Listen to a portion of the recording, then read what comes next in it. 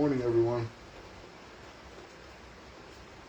I've been told that my videos can be kind of long and lengthy, so we're gonna shoot for shorter videos.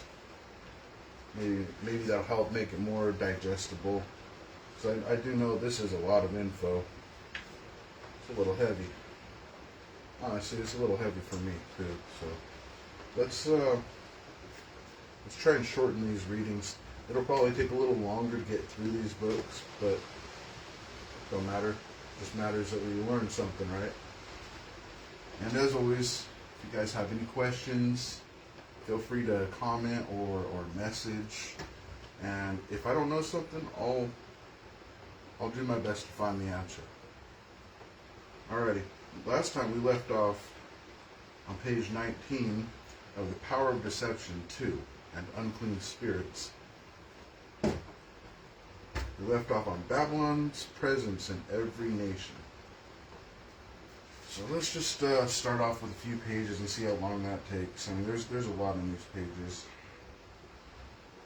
Yeah, every subject, I'll just stop at every subject. Okay, Babylon's presence in every nation. Those never help.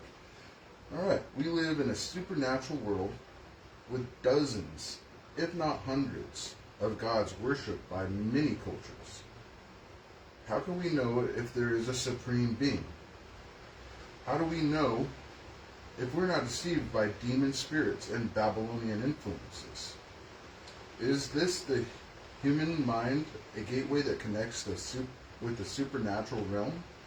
How can we know anything? Where do we start? Let's start with the United States of America and see if we can discover a truth.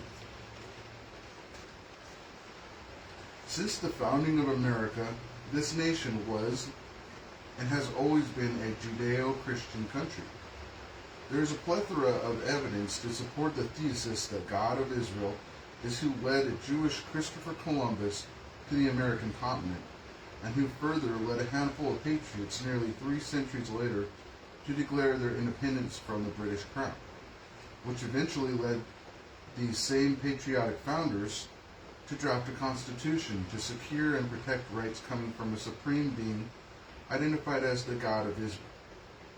The Constitution is a covenant that if people in the likeness of Joshua would obey God and keep his commandments, then these same people, set aside on a continent protected by 2 oceans, would be perpetually blessed. So how do we know this? What is some of the prima facie evidence left for us in the words of the men who were there? And then it has some sayings to finish it off.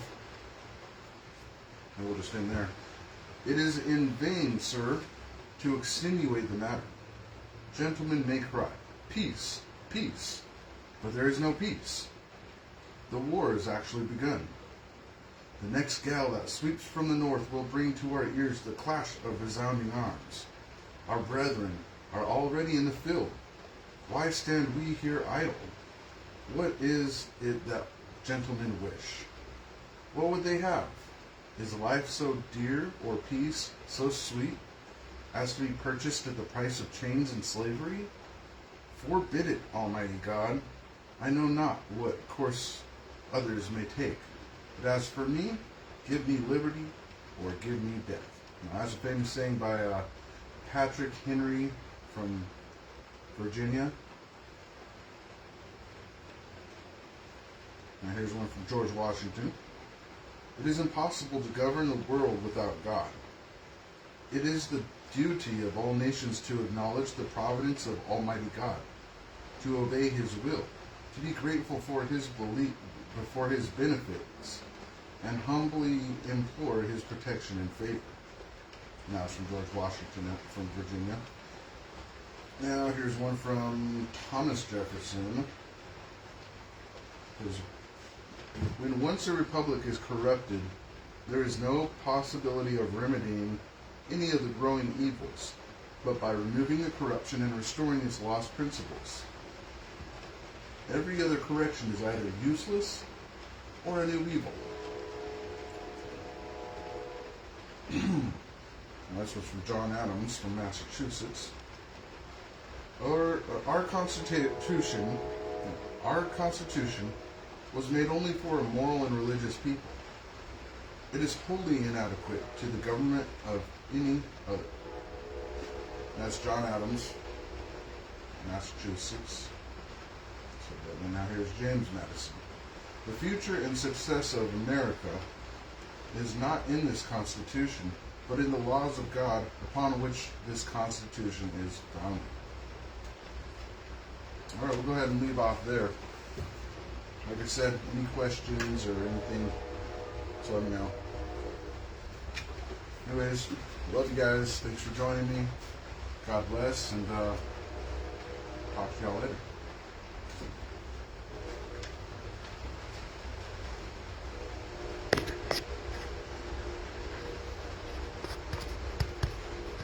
Well, if you'll let me. Oops.